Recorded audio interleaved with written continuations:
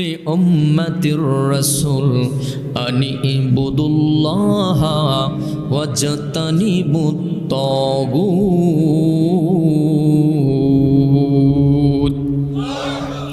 আল্লাহ রাব্বুল আলামিন বললেন কি, প্রত্যেক যুগে যুগে আমি নবী এবং রাসূল প্রেরণ করেছি।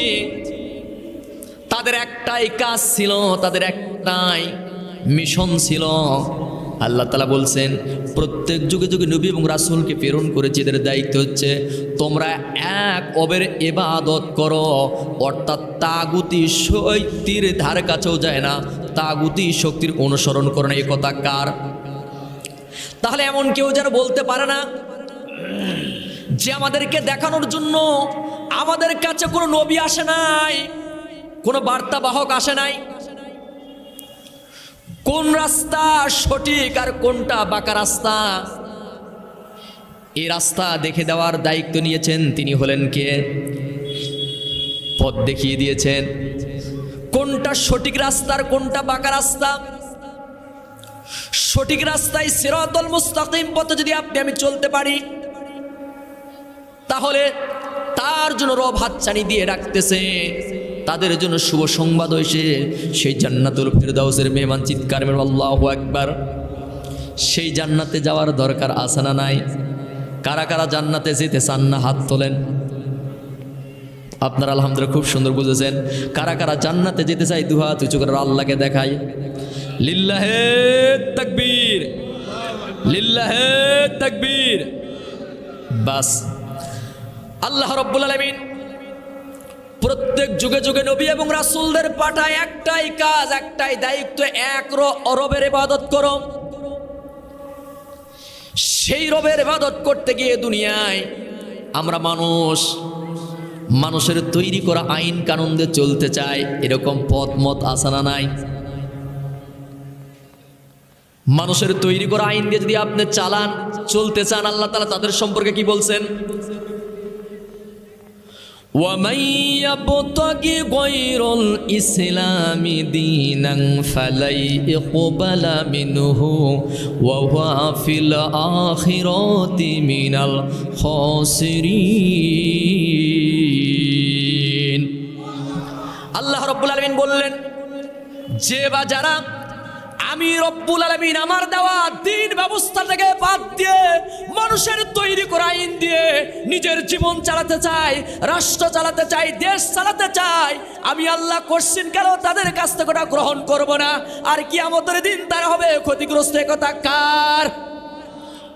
যে আল্লাহ সুবহানাহু ওয়া তাআলা আপনি আমাকে এত সুন্দর সুঠাম দেহের অধিকারী করে দিয়েছেন, কি সুন্দর চক্ষু দিয়েছেন, কত সুন্দর মুখ দিয়েছেন, কত সুন্দর জিহ্বা দিয়েছেন। একটা জিহ্বা কত প্রকারের স্বাদ এই জিহ্বা দিয়ে আমরা উপভোগ করি। কথা বলেন ঠিক কিনা? আপেলের স্বাদ আর একরকম, আঙ্গুরের স্বাদ কি একই নাকি? শুধু তাই নয়, সিলভার কাপের মাছ যদি চাচাকে দেওয়া হয় আর ইলিশ মাছ দেওয়া হয়, দুটা স্বাদ মনে একই নাকি?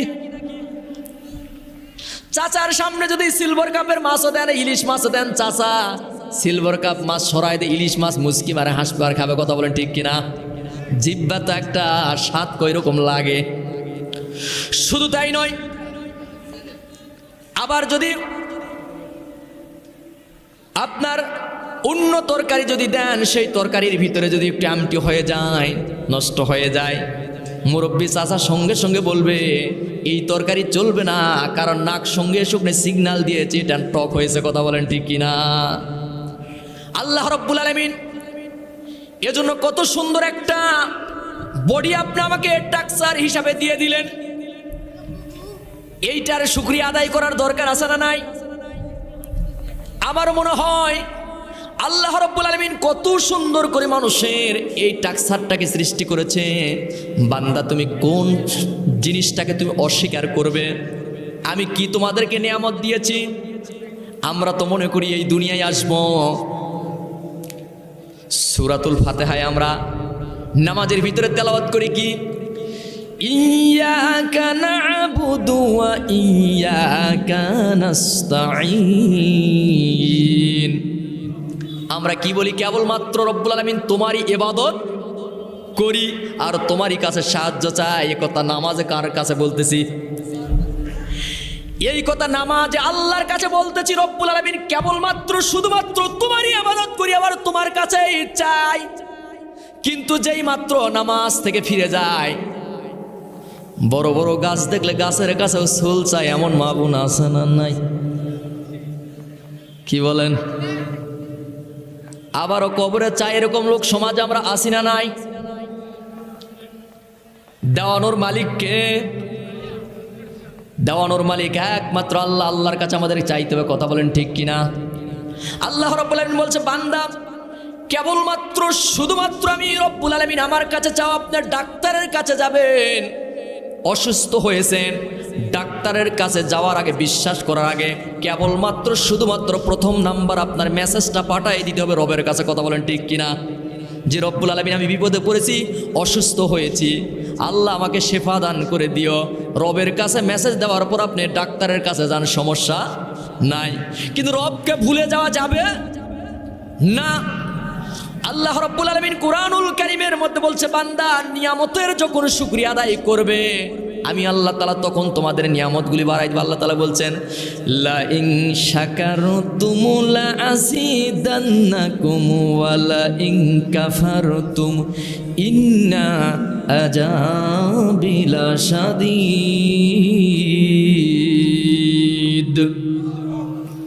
আল্লাহ রাব্বুল আলামিন বললেন, বান্দা যদি তোমরা আমার নিয়ামতের শুকরিয়া আদায় করো, আমি আল্লাহ তাআলা তখন তোমাদের নিয়ামতগুলি আরো বেশি বাড়ায় দেই। আল্লাহু আকবার। আর যদি নিয়ামতের শুকরিয়া আদায় না করো, তাহলে তোমাদের জন্য রয়েছে অত্যন্ত যন্ত্রণাদায়ক কঠিনতম শাস্তি, আযাব অপেক্ষা করছে। যে কথা কার? তাহলে আমরা যে যতটুকু পেয়েছি শুকরিয়া আদায় করার দরকার আছে না নাই? শুকরিয়া আদায় করব। আল্লাহ রাব্বুল আলামিন কোরআনুল কারীমের মধ্যে রব্বুল আলামিন জানিয়ে দিচ্ছে, বান্দা তুমি শুকরিয়া আদায় করে তো শেষ করতে পারবে না, তারপরে শুকরিয়া আদায় করতেই হবে। আল্লাহ রব্বুল আলামিন বলছেন, কুল লাউ কানাল বাহরু মিদাদাল কালিমাতি রব্বি লানাফিদাল বাহরু ক্বাবলা আন তানফাদা কালিমাতু রব্বি ওয়ালাউ জিনা বিমিসলিহি মাদাদা। আল্লাহ রাব্বুল আলামিন বললেন, ওই সাগর, মহাসাগর, আটলান্টিক মহাসাগর বলেন, প্রশান্ত মহাসাগর বলেন, যত নদী নালা, খাল বিল, যে কত পানি থাক না কেন, সমস্ত পানিগুলিকে যদি তোমরা কালি বানাও আর বৃক্ষ তরুলতাগুলিকে যদি কলম বানাতে শুরু করে দাও, আমি আর রব আমার কালামের ব্যাখ্যা, আমার রবের প্রশংসা যদি তোমরা লেখা শুরু করে দাও, কালিগুলো ফুরায়ে যাবে, কলমগুলো ফুরায়ে যাবে, তবু আমি রব্বুল আলামিন আমার রবের কালামের ব্যাখ্যা গুণগান গিয়ে তোমরা কখনো শেষ করতে পারবে না। আল্লাহর প্রশংসার গুণগান গায়ে কি শেষ করা যাবে?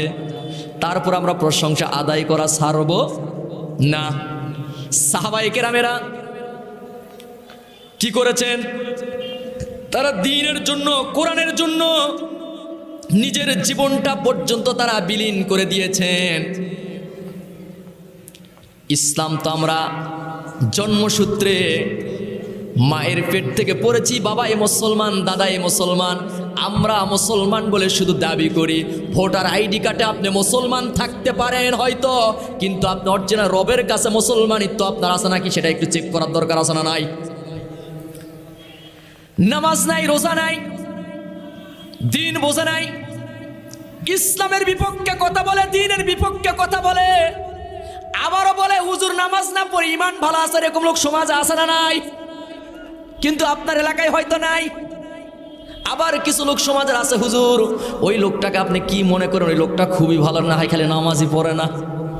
দেখছেন, ওই লোকটা খুব ভালো হুজুর, আপনি কি মনে করেন, হয়তো একটু সমস্যা, খালি নামাজই পড়ে না। দেখছেন, দলিল নিয়ে যান। আল্লাহ রাব্বুল আলামিন কি বলছেন? মুসলমান এবং কাফেরদের মধ্যে পার্থক্য কি? আল ফারুকু বাইনাল আবদি ওয়া বাইনাল কুফরি তারকুস সালাত। আজকে মুসলমান এবং কাফেরদের মধ্যে পার্থক্য মান নির্ণয় করা একটাই মাত্র কারণ হলো নামাজ। কারণ দাড়ি দিয়েও মুসলমান না, কাফের না মুসলিম চিনা যাবে। অনেক অমুসলিম ভাইদেরও দাড়ি আছে না নাই? তাহলে দাড়ি দিয়েও নির্ণয় করা যাবে না। এই জন্য মুসলমান এবং কাফেরদের মধ্যে পার্থক্য হলো নামাজ। যদি একটা মানুষের মুখে যদি দাড়ি নাও যদি থাকে, সে দেশের কোনো বাইরেও যদি যায়, আর নামাজের সময় যদি হয় একটা রাস্তার পাশে যদি ঘাসের উপরেও যদি দাঁড়ায়া আল্লাহু আকবার বলে রবকে যদি সিজদা দেয়, যে কোনো ধর্মের যে কোনো বর্ণের লোক বলবে এই ব্যক্তি হলো হাজা মুসলমান। চিল্লাই বলেন ঠিক কিনা? মুসলমান এবং কাফেরদের মধ্যে পার্থক্য হলো নামাজ, সালাত। আমরা যদি ঘন্টার পর ঘন্টা আজকের কোরআনের বয়ান শুনি, ফজরের নামাজ যদি না পড়ি, বলুন তো এই আলোচনা আপনার আমার জন্য কতটুকু কাজে দিবে? এমন লোক আছে হুজুর ওয়াজ করেন, ওয়াজ শুনতে রাজি, কিন্তু ফজরের নামাজ পড়বে না, এরকমের মুসল্লি আছে না নাই? আমরা আজকে ওয়াজ শুনতে রাজি, বালিশের ভিতরে ওয়াজ হয়, ঘুম পারে তাও মোবাইল ওয়াজ বাজা আছে না নাই? গতকাল এক চাচাকে বললাম, চাচা আপনার ঘরের পাশে দিয়ে এশার নামাজের পর যাচ্ছিলাম, আপনার ঘরের মধ্যে ওয়াজ বাজতেছিল, ডাক মারলাম, আপনি শুনতে পারলেন না? কসে ওবা এক হুজুর বলছিল যদি ভালো জিনিস শুনতে শুনতে মারা যায় তাহলে জান্নাতে যাবে। এই দিন থেকে ওই আমলটা আমি করি, ঘুমানোর আগ দে ওয়াজ লাগাই দে, আমি ঘুমিয়ে যাই, ওয়াজ চলতেই থাকে। দুটা কি একটা ওয়াজ চলতেই আছে, ঘুমের জগৎ আছে। আসলে নিয়তটা দেখেন কি, উনি এইটুক মেনে নিয়েছে যে জান্নাত পাওয়া যাবে। কিন্তু চাচা আপনি কি নামাজ পড়েন? কই না তো পড়ি না। আমি বললাম চাচা আপনি ঠিকই শুনছেন, কিন্তু শুধু ঘর করলেই ঘরের ভিতরে থাকার পরিবেশ হয় না, ঘরের জানালা দরজা লাগানোর দরকার আছে না নাই? আপনি ঠিকই শুনছেন, কিন্তু এই ওয়াজটাকে কাজে লাগার জন্য আপনার তো একটা তবিলের দরকার, একটা থলির দরকার। আপনার জীবনে নামাজ নাই, কোবা এটা তো আমি বুঝি নাই। সুতরাং আপনাকে নামাজ পড়তে হবে। আজকের এই প্রোগ্রামে আসার পরে, এই মাহফিলে আসার পরে আপনার পিতা মাতার জন্য আধা ঘন্টা 5 মিনিট আপনি আমি দোয়া করব। এমনও হতে পারে আপনি আগামীকাল ফজরের আগ মুহূর্তে আপনারা জানাজা হতে পারে কি পারে না, কিন্তু 5 ওয়াক্ত নামাজ পড়ার পরে নিজের পিতামাতার জন্য যদি দোয়া করেন, দোয়া কবুল হতে পারে কি পারে না? আমাদের মতো হুজুরকে হায়ারিং করে আপনি দোয়া বৈঠকে নিয়ে যাবেন, মিলাদ মাহফিলে নিয়ে যাবেন, সমস্যা নাই, কিন্তু মাত্র পরিবেশ করলেন বছরে 1 দিন অথবা 2 দিন অথবা 5 দিন। ভালো খাবার আয়োজন করলে মুসল্লি আছে, না হলে হয়তো যাবে না। খাবারের মান যদি একটু খারাপ হয় বলবে যাওয়াটাই লস, এরকম লোক আছে না নাই? কি এক ঝালঝালা পোলা দিছে, বা আমার এই সময় কাজ করাই মনে হয় ভালো আছে, লস হলো। আর যদি একটু গরুর গোস্ত দিয়ে যদি একটু মিলাদটা দেওয়া যায়, দেখবেন যে ওই 3 দিনই ওর গল্প। আবার যায় জামালগঞ্জ বাজারে দেখা হলে কবে ওই দিনের অনুষ্ঠানটা আপনার ভালো হয়েছিল। এরকম একটু বছরে 2-4-5টা অনুষ্ঠান করা হয় না, আছে না নাই? এই তো হলো। তাহলে একটা অনুষ্ঠান করে দোয়ার আয়োজন করতে হচ্ছে। আর আপনি আমি যদি 5 ওয়াক্ত নামাজ পড়ার পরে আপনি প্যালেস্টাইন, কাশ্মীর, তেসনিয়া, বসনিয়া, আলজেরিয়া, নিমিত্রিয়া, বুলগেরিয়া, বিশ্বের যেই দেশেই থাকেন না কেন, নামাজ পড়ার পরেই মুসাল্লায় বসে বাংলাদেশের জামালগঞ্জ বাজারের পাশে আপনার বাবার কবর বাজারে চোখের পানি ফেলে সেখানে যদি আপনি কাঁদতে পারেন, রব্বুল আলামিন আমার বাবা মা জামালগঞ্জ বাজারের পাশের কবরস্থানে বাজারে ঘুমিয়ে আছে, আল্লাহ তার কলিজা টুকরা সন্তান আমি দেশের বাইরে প্রবাসী হয়ে আছি, রব্বুল আলামিন আমার ওই বাবা মার কবরে যদি আযাব থাকে, আযাবের পরিবর্তে কবরটা জান্নাতের টুকরা বানায় দাও। আল্লাহ রব্বুল আলামিনের আরশে আজিম যেন কম্পমান হয়ে যাবে, জোশ মারা যাবে। রব্বুল আলামিন তখন ওই ফেরেশতাদেরকে নাকি বলবে, ও ফেরেশতারা তাকায় দেখো আমার আরশ কেন কম্পমান হচ্ছে। আল্লাহ রব্বুল আলামিন ফেরেশতাদেরকে বলবে, ও ফেরেশতারা আমার আরশ কেন কম্পমান, আল্লাহর আরশ কেন কাঁপে? রব্বুল আলামিন জানে কি জানে না? আপনার ছেলের নাম আপনি রাখছেন, ট্যাবলেট ক্যাপসুল যাই রাখেন, তারপরে ছোট্ট ছেলেটাকে বাবাই বলে, বলো তো আব্বু তোমার নাম কি? বলে না? যেই মাত্র সন্তানটা বলে আমার নাম শাকিল, আমার নাম ইমরান। বলুন তো পিতা খুশি না বেজার? পিতা সঙ্গে সঙ্গে সন্তানের মুখে চুমু দিয়ে বলে, আব্বু তুমি তো নাম বলতে পারতেছ। দেখবেন যে বাবা অফিসে যদি যাই, চাকরি করে, কর্মসংস্থান যায়, আগে ডাইরেক্ট বন্ধুদেরকে সালাম দিয়ে বলবে, আজকে আমার কলিজাটা বড় শীতল, বড় আনন্দ। চিৎকার মেরে আল্লাহু আকবার। বন্ধুরা বলবে, দোস্ত কেন এত আনন্দ? আমার ছেলে আজকে তার নাম এখন বলতে পারতেছে, কত বড় খুশি। ফেরেশতারা বলবে, রব্বুল আলামিন তোমার ওই বান্দা জামালগঞ্জে কবরে শুয়ে আছে, তার সন্তান চোখের পানি ফেলে কাঁদতেছে। আল্লাহ রব্বুল আলামিন বলবে, ও ফেরেশতারা তোরা সাক্ষী থেকে যাও, ওই বান্দা আমি আল্লাহ আমারে দেখলো না, জান্নাত দেখলো না, জাহান্নাম দেখলো না, শুধুমাত্র নবীর কথা বিশ্বাস করে, কোরআন হাদিসের কথা বিশ্বাস করে, রাতের আরামের ঘুমটাকে হারাম করে, ঠান্ডা পানি দিয়ে ওযু গোসল করে, সেজদাই পরে, নামাজের মুসাল্লাই পরে চোখের পানি ফেলে কাঁদে, আমি রব্বুল আলামিন ওই ওর বাবা মার কবরে যদি আযাব থাকে, আযাবের পরিবর্তে কবরটা জান্নাতের টুকরা বানায় দাও, পড়ুন আমিন। আল্লাহ দিতে পারে কি পারে না? দোয়া করার দরকার আছে না নাই? আল্লাহ রব্বুল আলামিন আজকের এই কোরআনের বাগানে আমাদেরকে কবুল করেছে। সাহাবায়ে কেরামেরা এজন্য রসুল ডাক দিতে যা দেরি, সাহাবায়ে কেরামেরা কথাগুলো তারা মানতে কখনো দ্বিধা করে নাই। মুসনাদে আহমেদের ভিতরে হাদিসটি এসেছে, আল্লাহর নবী জামানায় মদিনায় একজন ইতিম ছেলে বসবাস করতেন। মুসনাদে আহমেদের ভিতরে হাদিসটি এসেছে, হযরত আনাস রাদিয়াল্লাহু তাআলা হতে বর্ণিত। এই এতিম ছেলেটির একটি খেজুরের বাগান ছিল। খেজুরের বাগানটি গোর ঘেঁষে আর একজন প্রতিবেশীর একজনের একটা বাগান, কিন্তু এই প্রতিবেশীর একটা খেজুরের গাছ বাঁকা হয়ে তার সীমানা বরাবর ঢুকে গিয়েছে। অনেক সময় এরকম অনেকের গাছপালা মানুষের সীমানার বাইরে আমাদের যায় কি যায় না? এতিম ছেলেটি ভাবলো, যেহেতু আমি এতিম সন্তান, যাতে করে আমার প্রতিবেশীর সাথে যেন ঝগড়াঝাটি বিবাদ যেন না হয়, এই জন্য তিনি নিয়ত করলেন যে আমি একটু একটা প্রাচীর দিব, যাতে করে ঝগড়া বিবাদ না হয়। নিয়তটা ভালো না খারাপ? বাস নিয়ত অনুযায়ী কাজও শুরু করে দিলেন এতিম সন্তানটি। কিন্তু এই প্রাচীরটা দিতে গিয়ে ওই প্রতিবেশীর আর একজনের একটা খেজুরের গাছ তার সীমানা বরাবর এইদিকে বাঁকা হয়ে ঢুকে গিয়েছে।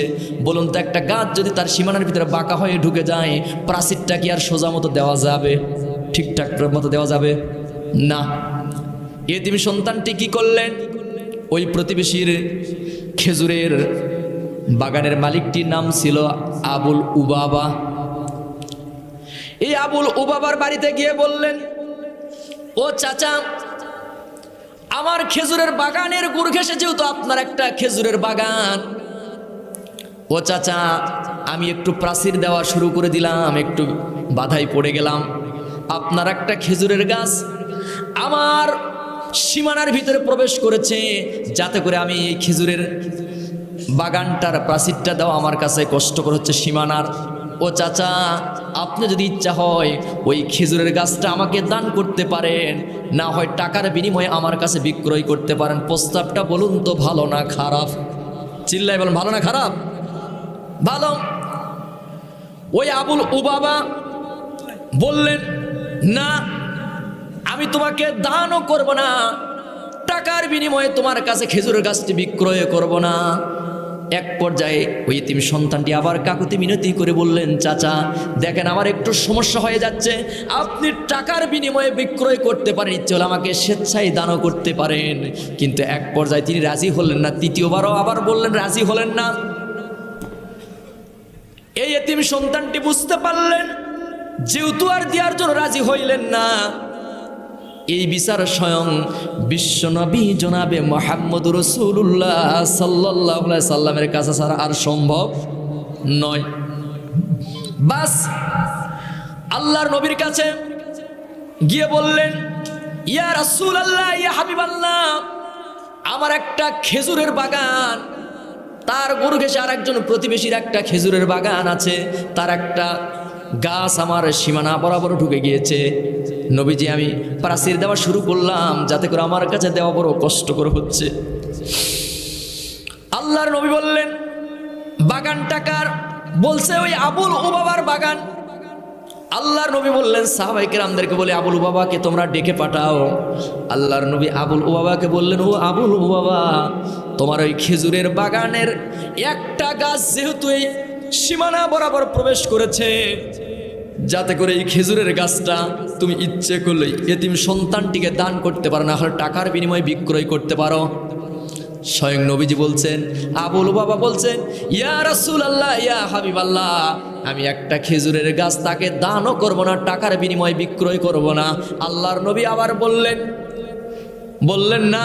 নবীজি আবার বললেন, ও আবুল বাবা, তুমি যদি একটা খেজুরের গাছ যদি তারে তুমি দান করে দিতে পারো, আল্লাহ রাব্বুল আলামিন জান্নাতের ভিতরে তোমার জন্য একটা খেজুরের গাছ বরাদ্দ করে দিবে। বল আল্লাহু আকবার, লিল্লাহে তাকবীর। জান্নাতের ভিতরে একটা খেজুরের গাছ তোমার জন্য বরাদ্দ হবে। তখন এই আবুল বাবা কি করলেন? না, তাও রাজি হলেন না। এই খেজুরের গাছের বিনিময়ে জান্নাতের ভিতরে খেজুরের গাছ আমি নিব না, রাজি হলেন না। সেই মজলিসে বসা ছিলেন হযরত আবু দাহদা রাদিয়াল্লাহু তাআলা আনহু নামক একজন সাহাবী। হযরত আবু দাহদা আল্লাহর নবীকে বললেন, ইয়া রাসূলুল্লাহ, ইয়া হাবিবাল্লাহ, নবীজি, এই একটা খেজুর গাছ যদি আমি যে কোনো বিনিময়ে যদি ক্রয় করে যদি আমি এতিম সন্তানটিকে যদি দিতে পারি, ইয়া রাসূলুল্লাহ, ইয়া হাবিবাল্লাহ, ওই জান্নাতের ভিতরে একটা খেজুরের গাছ কি আমি আবু দাহাদার জন্য কি বরাদ্দ থাকবে? আল্লাহর নবী বললেন, ও আবু দাহাদা, হ্যাঁ, তোমার জন্য তাই করে দিতে পারে, বরাদ্দ থাকবে। আল্লাহু আকবার। হযরত আবু দাহাদা বলছে, ইয়া রাসূলুল্লাহ, যদি আমি ওই গাছটা যে কোনো বিনিময়ে ক্রয় করে দিতে পারি ওই এতিম সন্তানটিকে, আমার জন্য কি সেই জান্নাতের ভিতরে কি একটা খেজুরের গাছ বরাদ্দ থাকবে? আল্লাহ রাসূল বললেন, হ্যাঁ, তোমার জন্য অনুরূপ ওই খেজুরের গাছ বরাদ্দ থাকবে জান্নাতের ভিতরে। বল আল্লাহু আকবার। হযরত আবু দাহদা রাদিয়াল্লাহু তাআলা আনহু ওই এতিম সন্তানটির জন্য কি করতেছে একটু দিলের কান দিয়ে শুনুন। ওই আবুল উবাবাকে বলছে, আবু দাহদা, ও আবু উবাবা, তুমি শুনে নাও, তুমি কি জানো মদিনার ভিতরে আমার একটা 600 বিশিষ্ট খেজুরের বাগান আছে, তুমি কি ওইটা জানো? আবুল উবাবা বলছে, ও আবু দাহদা, এই মদিনায় তোমার যে একটা প্রসিদ্ধিত ঐতিহাসিক খেজুরের বাগান, এটা এমন কে আছে না জানে? অবশ্যই জানি। বলছে, হ্যাঁ জানো। ওই আমার ওই 600 বিশিষ্ট খেজুরের গাছের বাগান, প্রত্যেকটি গাছে সুস্বাদু খেজুর ধরে। জানো? জি, তাও জানি। শুধু তাই নয়, ওই খেজুর, ওই 600 বিশিষ্ট খেজুরের বাগানের ভিতরে আমি আবু দাহদা আমার একটা বাড়িও আছে, সেটা কি তুমি জানো? ওই আবুল উবাবা বলছে, তাও জানি। শুধু তাই নয়, এই মক্কা মদিনায় সবচাইতে পানির তৃষার্ত, পানির বিপদ, পানির সংকট, ওই খেজুরের বাগানের ভিতরে আমার একটা সুন্দর কূপও খনন করা আছে। ও আবুল বাবা, তুমি কি জানো? কই, তাও জানি। তা কি বলতে চাও? আবুল ও বাবা বলছে, কি বলতে চাও? আবু দাহদা বলছে, ও আবুল ও বাবা, ওই আমার 600 বিশিষ্ট খেজুরের গাছ, আমার বাড়ি, আমার ওই কূপ, তোমার একটা খেজুর গাছের বিনিময়ে আমি আবু দাহদা তোমার কাছে বিক্রয় করতে চাই, তোমার ওই একটা খেজুর গাছের বিনিময়ে। বলো আল্লাহু আকবার, চিৎকার আল্লাহু আকবার। একটা খেজুর গাছের বিনিময়ে 600 বিশিষ্ট খেজুরের বাগান, বাড়ি, কূপ। আবুল বাবাকে বলছে, তোমার একটা খেজুর গাছের বিনিময়ে এগুলো আমি বিক্রয় করতে চাই। এইবার এই কথা শোনার পরে আবুল উবাবা মাথা ঠান্ডা হয়ে গেছে, চিৎকার আল্লাহু আকবার।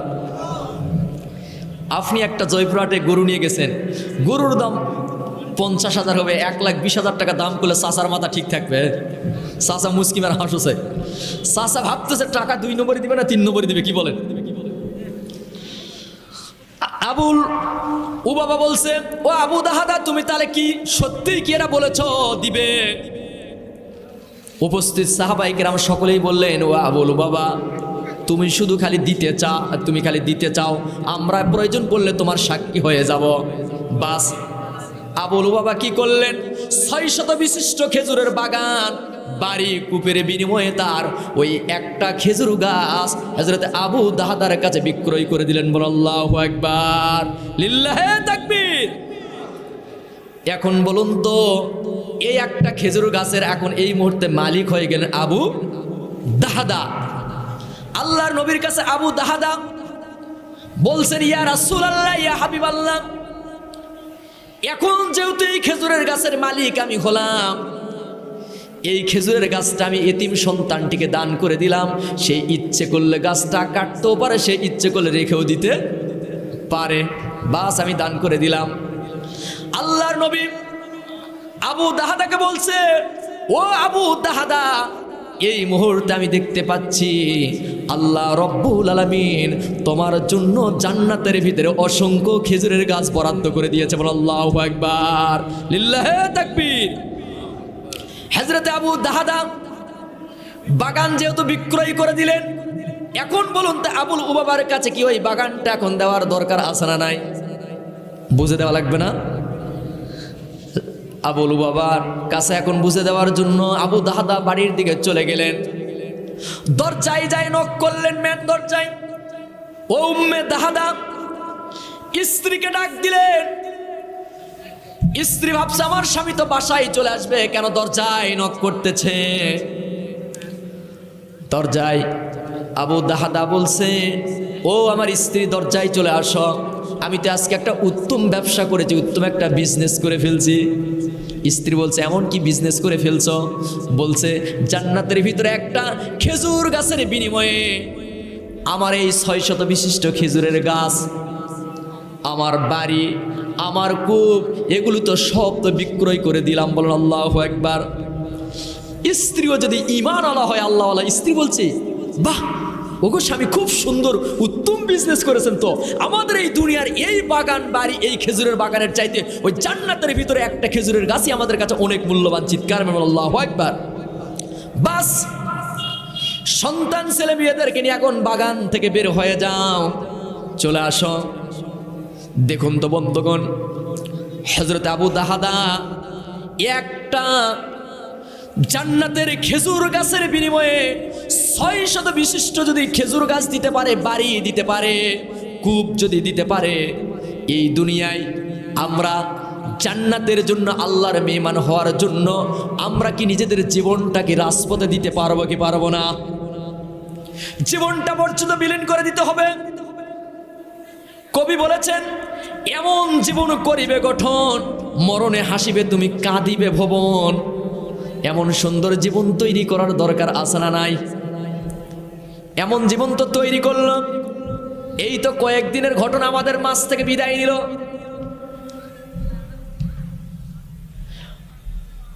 এই তো কয়েকদিনের ঘটনা, এখনো আমাদের হৃদয় থেকে যেন রক্তক্ষরণ হচ্ছে। শরীফ ওসমান হাদি বাংলাদেশকে নয়, গোটা বিশ্বের বুকে মানুষের চোখের পানি ঝরাইছে। কথা বলেন ঠিক কিনা? তার প্রতিটি বক্তব্য, প্রতিটি কথা ছিল একমাত্র ইনসাফের কথা। আল্লাহর জমিনে আল্লাহর দিন কায়েমের জন্য নিজ পাওনা মানুষ যেন সঠিক রাস্তায় যেন চলতে পারে, কোন চাঁদাবাজ যেন ময়দানে যেন না থাকে। চাঁদাবাজ মানুষগুলোকে ভালো রাস্তায় আনার জন্য তার সংগ্রাম ছিল। কথা বলেন ঠিক কিনা? কিন্তু এটা তো বরদাস্ত করতে পারে নাই।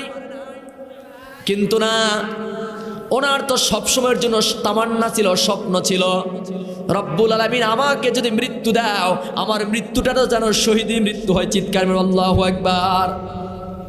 শহীদ মৃত্যু। আল্লাহর নবীজি বিদায় হজ্জের ভাষণে বলেছেন, আল ফারুক ভাই, আল্লাহর নবীজি বিদায় হজ্জের ভাষণে সুন্দর করে জানিয়ে দিচ্ছেন, তারাক্তু ফিকুম আমরাইনি লান তাদিল্লু মা তামাসসাকতুম বিহিমা কিতাবাল্লাহি ওয়া সুন্নাতু রাসূলুল্লাহ। আল্লাহর নবী বলেছেন বিদায় হজ্জের ভাষণে, তোমরা যদি কিতাব আল্লাহ, আল্লাহর কোরআনকে আর আমি রাসূল আমার সুন্নাহকে যদি নিজেদের জীবনে আঁকড়িয়ে ধরতে পারো, কোশ্চিন কালেও তোমরা পথভ্রষ্ট হবে না। আজকে আমরা কোরআন হাদিস থেকে দূরে সরে যাচ্ছি। এই জন্য আপনার আমাদের উপরে বিজাতিরা ঘাড়ে বসে টুটি কষে ধরেছে, কথা বলেন ঠিক কিনা? আজকে মুসলমান যদি কোরআনের ছায়াতলে আজ যদি থাকি, আল্লাহ রাব্বুল আলামিন আবার এই বিশ্বকে মুসলমানদের হাতে এনে দিবে, কথা বলেন ঠিক কিনা? এই জন্য আমাদের লক্ষ্য উদ্দেশ্য হবে আজকের এই প্রোগ্রাম থেকে, এই পিস ফাউন্ডেশনের উদ্যোগে যে যুবকের আয়োজন করেছে, এই যুবকদের সামনে, এই যুবকদের সাথে আমরা মাঠে ময়দানে আগামী দিনের সহযোগিতা করার দরকার আছে না নাই? আমরা এই যুবকদেরকে উৎসাহিত করব। এত সুন্দর কোরআনের আয়োজন করেছে, এখানে টাকা পয়সা বুদ্ধি শ্রম দিয়ে সহযোগিতা করবেন। আল্লাহ তাআলা কাল কিয়ামতের দিন মুসিবতের সময় এই মাহফিল হয়তো আপনার আমার জন্য নাজাতের জারিয়া বানায় দিবে, কথা বলেন ঠিক কিনা? এজন্য সম্মানিত দিনী মুসলিম ভাইরা, আজকে আসুন সন্তানকে আপনারা physics, chemistry, biology, algebra, mathematics, botanical, zoology, accounting, philosophy এগুলো পড়ার জন্য আমরা পেরেশানি। সন্তানকে ডাক্তার বানানোর সমস্যা নাই, ইঞ্জিনিয়ার বানানোর সমস্যা নাই। তবে তো আপনি আমি একজন মুসলমানের বাচ্চা, মুসলমান, আপনার আমার কলিজা টুকরা সন্তানের ভিতরে কোরআনের জ্ঞান দেওয়ার দরকার আছে না নাই? এই জন্য আমরা চাই আমাদের 56,000 বর্গ মাইলের বাংলাদেশ, এই বাংলাদেশ কোরআন দিয়ে চলুক। এই দৃশ্য আমরা দেখতে চাই কি চাই না? কারা কারা চান বাংলাদেশ কোরআন দিয়ে চলুক? দুই হাত উঁচু করে দেখায় দেন। লিল্লাহে তাকবীর। কোরআন হাদিস যেখানে, আলেম ওলামা যেখানে, বিড়ি সিগারেট যেখানে, লিল্লাহে তাকবীর।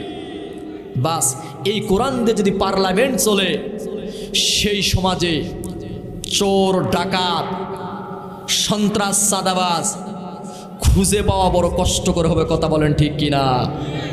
কারণটি হচ্ছে আমাদের দেশের চোর মুরগি চুরি করে কারাগারে যায়, ওই গরু চুর হয়ে কারাগার থেকে বের হয়, কথা বলেন ঠিক কিনা?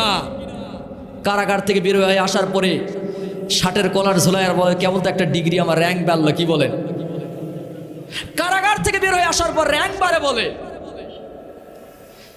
যেই সন্ত্রাস কারাগারে যায়, কারাগার থেকে বের হয়ে আসার পরে গুলি মেরে যে মানুষকে হত্যা করতে পারে, যদি কোরআন পার্লামেন্টে বসে, চোর ডাকাত কারাগারে খুঁজে পাওয়া যাবে না, কথা বলেন ঠিক কিনা? কারণ বিচারগুলি হবে কোরআনের আলোকে। রাতের অন্ধকারে মানুষের মাল সামানাগুলি বাড়িতে রাখবে, চুরির কোনো চিন্তা থাকবে না। এখন রেল স্টেশনের অসহায় হতদরিদ্র গরিব মানুষগুলি যদি হঠাৎ কোনো এমপি মন্ত্রী, কোনো কোটিপতি একটা কম্বল দেয়, এই কম্বলের কোনো নিরাপত্তা থাকে না, কথা বলেন ঠিক কিনা? হঠাৎ একদিন এক স্টেশনে দেখলাম মাহফিল করে আসতেন, কি ব্যাপার দেখি, একদিন ওই পাগলগুলি থাকে, তাদের গায়ে তেমন কোনো সুন্দর কাপড় চোপড় নাই, কিন্তু দেখি পাথরের উপর মাথা দিয়ে নাক ডেকে ডেকে ঘুম পারে। আমি বলি এদের ভিতরে খুব শান্তি, নাক ডেকে ঘুম পারে, মশা মাছি পড়তে কোনো ভুরুক্ষেপ নাই, গায়ে তেমন কোনো কাপড় চোপড় নাই, নাক ডেকে ঘরত ঘরত করে ঘুম পাড়তেছে। হঠাৎ একদিন দেখলাম সুন্দর গায়ে একটা কম্বল, আর একদিন দেখতেছি একটু পরপর খালি জাগ্রত হচ্ছে, একটু পরপর জাগ্রত হচ্ছে। আমি ভাবলাম কারণ কি? একদিন দেখলাম এই পাগলই গায়ে সুন্দর কোনো জামা কাপড় ছিল না, কিন্তু নাক ডেকে ঘুম পাড়তেছে, পাথরের নিচে মাথা। কারণটা কি? আমি একটু বললাম কি ব্যাপার, আজকে এত সুন্দর আপনার সুন্দর গায়ে কম্বল দেখতেছি, তারপরে ঘুম হয় না কেন? বলতেছে হুজুর এই ঘুম তো হারাম করছে এই সুন্দর কম্বলেই।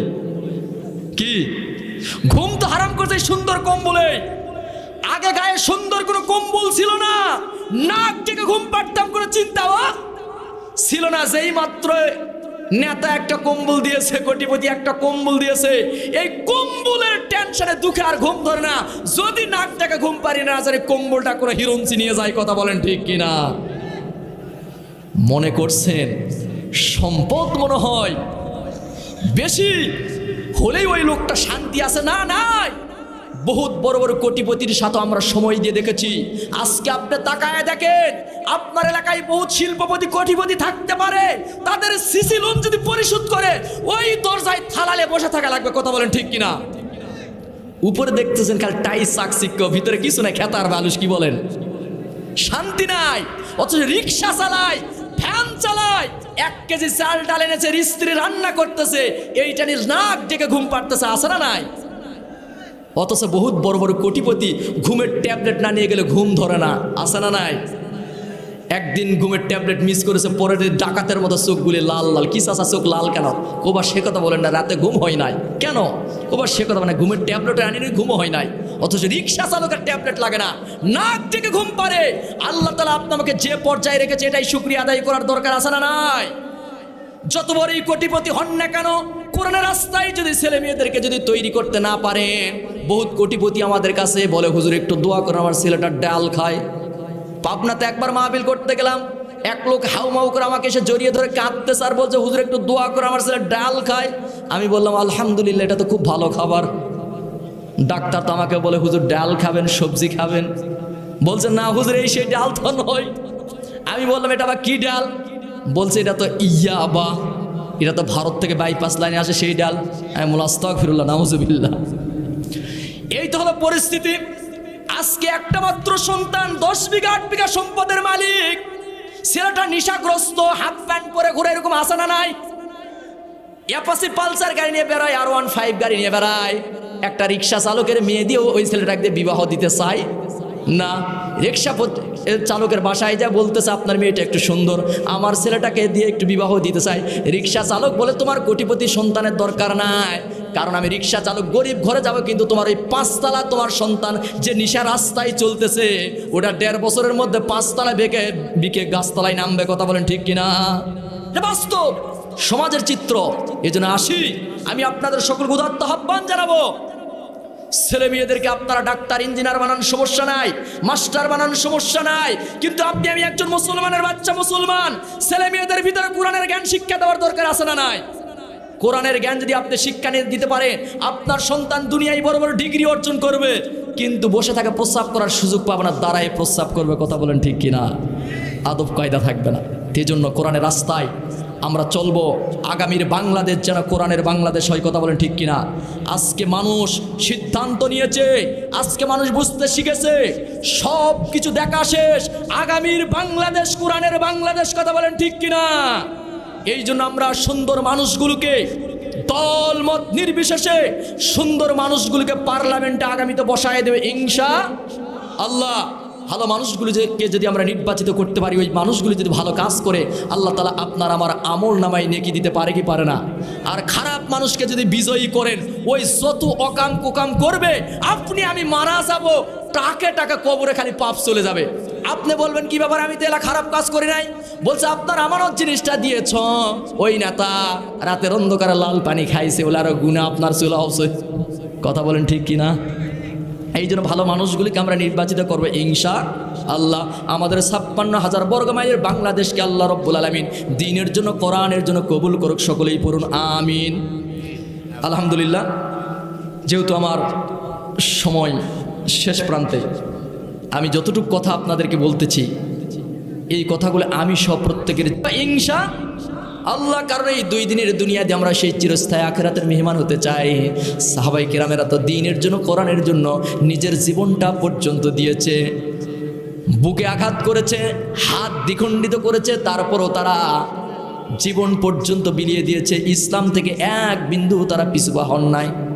আজকে মা বোনদের অনেক উপস্থিতি এলাকায়, মা বোনেরা অবশ্যই নিজের কলিজা টুকরা সন্তানদেরকে দিন শিক্ষা দিবেন, কোরআন রাস্তায় আপনারা আনার জন্য উৎসাহিত করবেন। কারণ আপনারা কলিজা টুকরা সন্তানগুলিকে ছোট্টবেলা থেকে আপনারা মোবাইলে আসক্ত করতেছেন। এই সন্তানগুলি বড় হওয়ার পরে নিত্য নাচ গান নিয়ে ব্যস্ত। কথা বলেন ঠিক কিনা? ছোট্ট বাচ্চার হাতে মোবাইল ধরে দিচ্ছে, মোবাইল দিয়ে বলতেছে এই মোটু পাগলি মুখ তুমুক, এইটা না দেখলে ভাত খায় না। ছোটবেলা থেকেই যেই ছেলে মেয়েদেরকে মোবাইলে আসক্ত করেছে, বড় হলে তো ওই সন্তান আর শুনতে চায় না। তখন হুজুরের কাছে পানি পড়া দিলে কি আর কাজে দিবে? হুজুর তখন বলে ছোটবেলা ভিড় দিতেই তো আপনি দিছেন এটা দিয়ে। সেই জন্য আমাদের কলিজা টুকরা সন্তানদেরকে ছোট্ট থেকে কোরআন সুন্নাত আলোকে আমরা সেই ধাঁচে তৈরি করবো ইনশাআল্লাহ। আজকে আমাদের সমাজের চিত্র পাল্টিয়ে দিতে হবে, সেটা কোরআন দিয়ে, দিন দিয়ে। কারণ আল্লাহর কাছে একমাত্র পছন্দনীয় দিনই হচ্ছে ইন্না দীনা ইনদাল্লাহিল ইসলাম। আল্লাহর কাছে সবচাইতে পছন্দনীয় দিন হচ্ছে ইসলাম। চিৎকার করে আল্লাহু আকবার। এই জন্য ইসলাম ছাড়া আমরা যত ধর্ম বর্ণ নির্বিশেষে ইসলাম যেহেতু আল্লাহর কাছে পছন্দনীয় দিন ব্যবস্থা, আর ইসলামের প্রতি আমাদেরকে অবিচল থাকার দরকার আছে না নাই? অবিচল থাকতে হবে। এই জন্য কবি সুন্দর করে গান গাচ্ছে, একটু আমার সঙ্গে বলুন। ছোট্ট বাচ্চাগুলি গান গায়, কি সুন্দর করে বাচ্চাগুলি গান গাচ্ছে, আমার সঙ্গে একটু দিলের কান দিয়ে একটু সকলে একটু বলার চেষ্টা করেন, ভালো লাগবে। মদিনার একটি গান, ভালোবাসার জায়গা মদিনা, ভালো লাগার জায়গা মদিনা। এই পিচ্চির কোমন গান দেখছেন? আপনারাও বলেন, ভালোবাসার জায়গা মদিনা, ভালো লাগার জায়গা মদিনা। এত সুন্দর জায়গা কোথাও দেখি না, এত সুন্দর জায়গা কোথাও দেখি না। সাজিয়েছেন মালিকে রব্বানা, ভালোবাসার জায়গা মদিনা, ভালো লাগার, বলেন, ভালোবাসার জায়গা মদিনা, ভালো লাগার জায়গা মদিনা। মদিনা শরীফে নূরের খাজিনা, মদিনা শরীফে নূরের খাজিনা। আশিক ছাড়া অন্য বোঝে না, ভালোবাসার জায়গা মদিনা, ভালো লাগার জায়গা মদিনা, ভালোবাসার জায়গা মদিনা। যতই দরুদ পড়ি তৃপ্তি মিটে না, যতই দরুদ পড়ি তৃপ্তি মিটে না। সুন্নাতে অশান্তি থাকে না, ভালোবাসার জায়গা মদিনা, ভালো লাগার, ভালোবাসার জায়গা মদিনা। আমার জীবনে অনেক বেশি গুনাহ, আপনাদের মনে হয় গুনাহ নাই নাকি? যারা যারা বলতেছেন না, আমরা ভাববো যে দেখেন ওদের জীবনে হয়তো গুনাহ নাই। দেখা যাক কে কে বলতেছে না, সকলেই বলেন, আমার জীবনে অনেক বেশি গুনাহ, আমার জীবনে, আমার জীবনে অনেক বেশি গুনাহ। তাই হাবিবের কদম ছাড়ব না, ভালোবাসার জায়গা মদিনা, ভালো লাগার জায়গা মদিনা, ভালোবাসার জায়গা মদিনা। একদিন কবরে যাব কেউ তো যাবে না, একদিন কবরে যাব কেউ তো যাবে না। যাবে আমার শাহে মদিনা, ভালোবাসার জায়গা মদিনা, ভালো লাগার জায়গা মদিনা, ভালোবাসার জায়গা মদিনা, ভালোবাসার জায়গা মদিনা, ভালো লাগার জায়গা মদিনা। এত সুন্দর জায়গা কোথাও দেখি না, এত সুন্দর জায়গা কোথাও দেখি না। সাজিয়েছেন মালিকে রব্বানা, ভালোবাসার জায়গা মদিনা, ভালো লাগার জায়গা মদিনা, ভালোবাসার জায়গা মদিনা। চিল্লাই বলেন মারহাবা। মদিনা ভালোবাসার জায়গা, কথা বলেন ঠিক কিনা? সেই নবীজির সুপারিশ আপনার আমাদের জীবনে নেওয়ার দরকার আছে না নাই? লিল্লাহে তাকবীর, লিল্লাহে